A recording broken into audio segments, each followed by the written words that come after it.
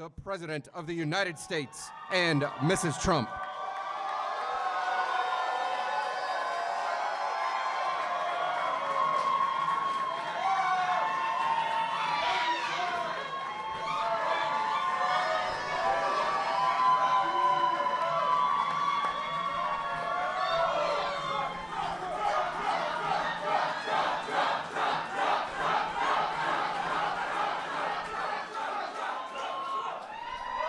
Wow.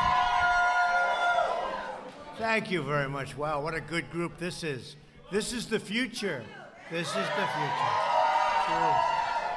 That's true. The First Lady and I are thrilled to host so many friends and pastors and government leaders, and our stage is being filled up with a bunch of winners like you, because I know you for a long time, Bob. And I want to thank you very much. Special guy, special friend for a long time. To be at the White House to celebrate African American History Month. Do you like the White House, right? This is the place, right? You know that. We're also grateful to be joined by our wonderful Vice President and Second Lady, Mike and Karen Pence. Hi, Mike. Hi, Karen. Mike, come on over here. Come on over here. Get up here, Mike.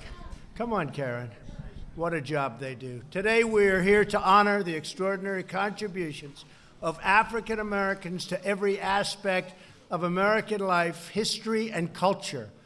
From the earliest days of this nation, African American leaders, pioneers, and visionaries have uplifted and inspired our country in art, in science, literature, law, film, politics, business, and every arena of national life. The depth and glory of these contributions are beyond measure. You know it, I know it, and everybody knows it. We especially pay tribute to the African American heroes who have sacrificed in the name of freedom, equality, and dignity for all Americans. Thank you. Every citizen alive today and generations yet unborn are forever in debt of the brave souls who stared down injustice and championed the eternal cause of civil rights. We're joined for tonight's ceremony by many distinguished guests, including Surgeon General Jerome Adams. Where's Jerome? Jerome, get up here, Jerome. Come on, Jerome. Thank you very much. Hi, Jerome. Been a little while, huh? Thank you very much. Great job you're doing. I'd also like to thank all of the members of my cabinet who are in attendance. We have a lot of them here tonight, and I want to thank you very much for being here. You're doing a great job. You just take a look at our economy, stronger than it's ever been before. And by the way, as you've been hearing me say, African American unemployment is at an all-time low, historic low. The history of our country, it's never been better, so that's a great thing. Thank you all as well to the young African American activists who are here today. You are really and truly the leaders of the future, and get in there and go down. Since the beginning of our republic, African Americans have given their heart, their love, and their very lives to the pursuit. And you know this better than anybody. You have worked so hard. I guess when you get right down to it, we're all working very hard. But the pursuit of liberty and justice for all. During the Revolutionary War, African American soldiers fought at the Battle of Yorktown and helped our nation gain independence. In the next century, Frederick Douglass, Sojourner Truth, Harriet Tubman, and countless others risked everything to end the evil of slavery and secure the sacred blessings of freedom. And here we are all together in the White House. This is a great thing, right? This is a great thing. And this is a very, very special place. A century later, Rosa Parks, Medgar Evers, and the immortal Dr. Martin Luther King Jr. challenged our nation to fulfill its founding promise that we are all created equal by God. In every moment of our history, African Americans have called our nation to greatness. This year marks the 100th anniversary of the birth of Jackie Robinson. How good was Jackie Robinson? How good was Jackie? As a baseball fan, Jackie was special. He had to be special because that was not an easy journey for Jackie. He was a special man. His courage on the field and off the field stands as an everlasting monument to the triumph of the human spirit. African-American scientists, artists, musicians, educators, faith leaders, and countless others have lifted our nation to absolutely incredible heights. Today, we thank God for all of the blessings the African-American community continues to give our nation, and we pledge our resolve to expand opportunity for Americans of every race, religion, color, and creed.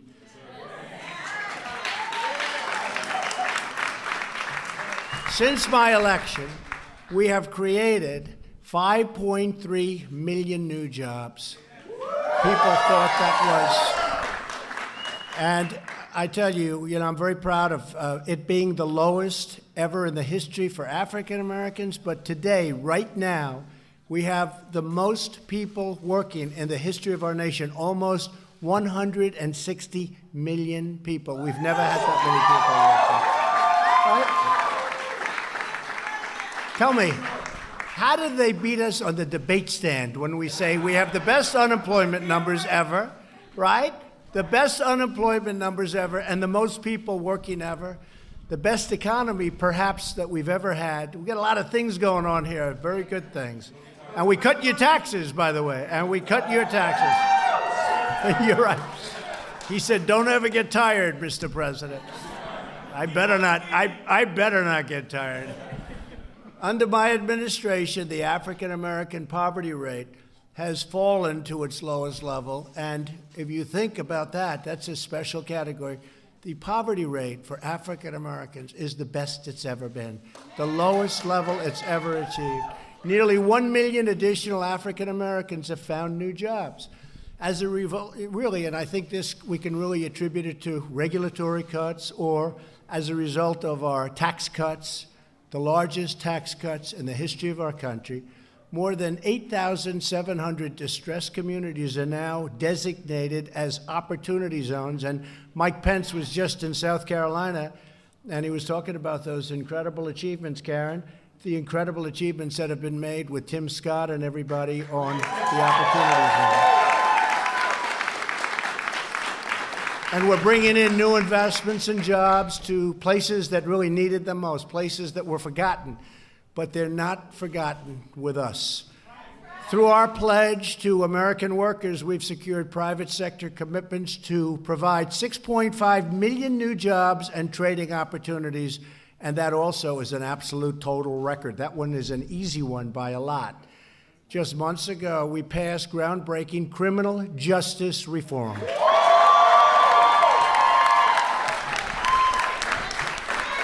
Pastor. We have Pastor Darrell Scott. Will you come up here, Darrell? Darrell, get up here.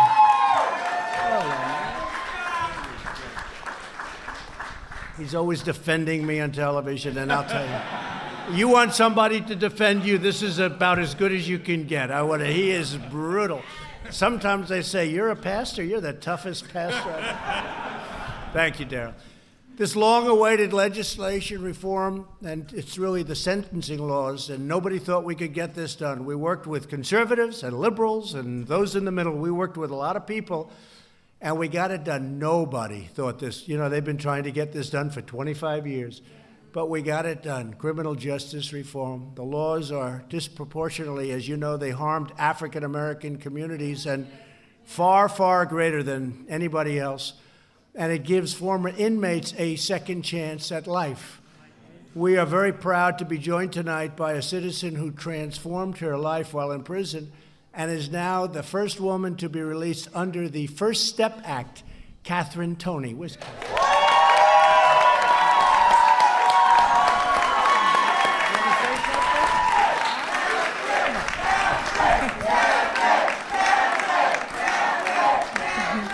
Yes, I just want to thank the president and everybody that worked so hard, Jared, for working so hard on this prison reform First Step Act, because if it wasn't for them, I wouldn't be standing before you all today. With my daughter and my granddaughter, I've been incarcerated for 16 years, and it took the president and Jared and the Can Do and the Cut 5 and everybody else to free me. And I'm so thankful. I'm so thankful to them. And I'm so thankful to God for the opportunity to be standing before you all. And thank you again, Mr. President.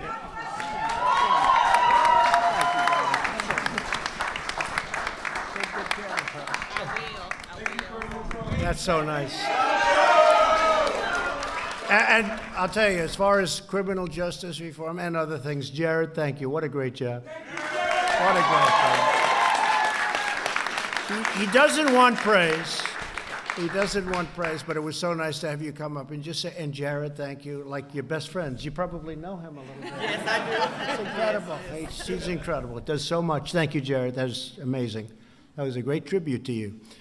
During the State of the Union address, I also called on Congress to pass school choice.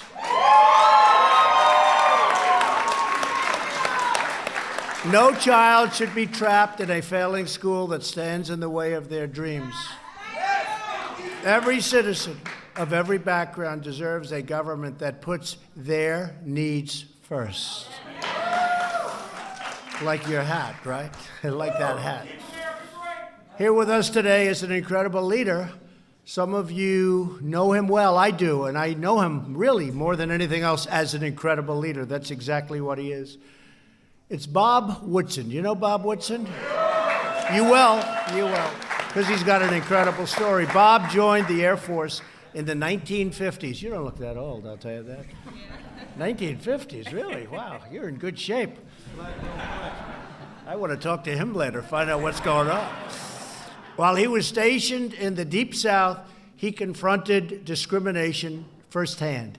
He then became a civil rights leader, met Dr. King, and was jailed for leading a very peaceful protest. As Bob puts it, even when defeat was all around us, it was not in us. I like that. That's beautiful, right? That's beautiful. Over the last 50 years, Bob helped found social enterprise movements and to restore jobs, dignity, and hope within the heart of very, very distressed communities. Bob, I want to thank you very much. You are a very special man, and having you at our place in New Jersey for a little while, and you helped me so much with making a couple of our good choices. We really appreciate you being here. Thank you, Bob.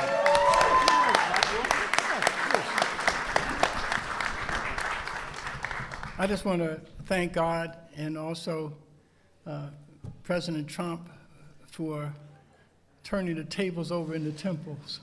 Yeah. And attacking the status quo that is hostile to the interests of poor people.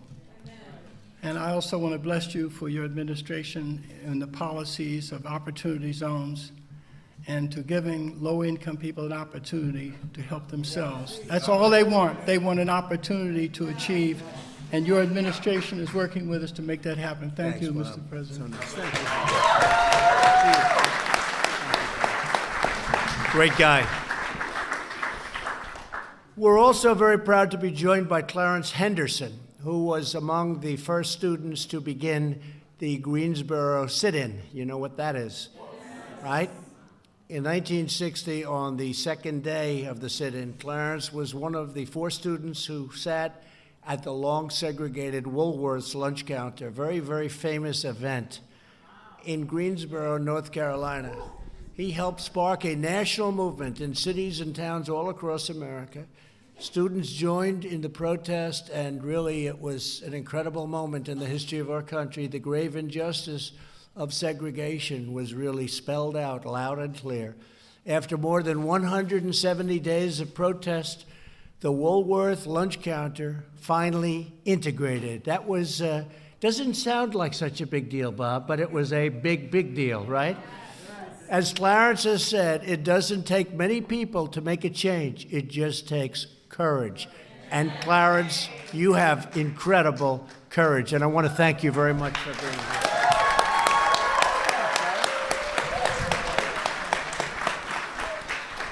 I am delighted to be here with the president. You know, Nehemiah was told by God to build a wall, and that's what you're doing. Amen. It is indeed a pleasure to be here with you this evening and to share this great hour and this great time. I continue right now with the Frederick Douglass Foundation for the State of North Carolina and the President, and we're still moving forward to change America and make America great again. Thank you. Thank you very much. Thanks, Larry.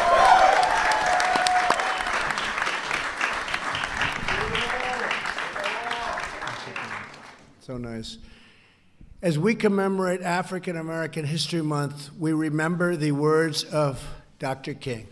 In 1964, he said, "When years have rolled past, children will be taught that we have a finer land, a better people, a more noble civilization, because these humble children of God were willing to suffer the righteousness' sake." And you know, nobody said it better than Dr. Martin Luther King, and few people had words so beautiful as Dr. Martin Luther King Jr. Don't you agree? Don't you agree, Bob?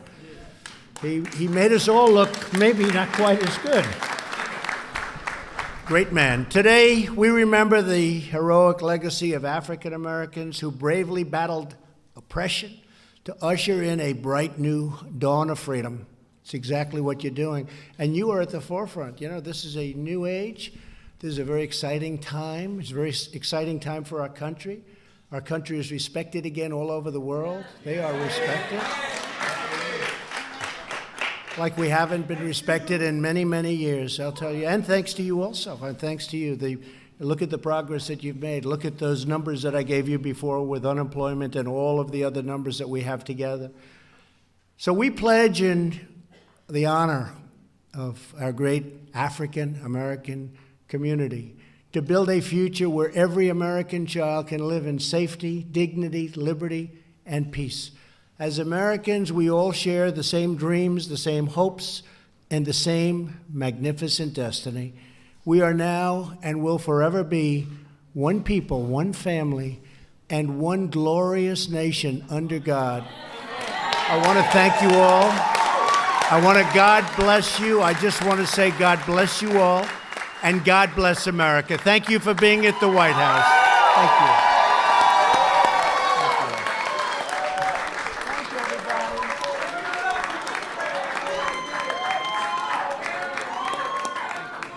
Thank you, everybody. Good.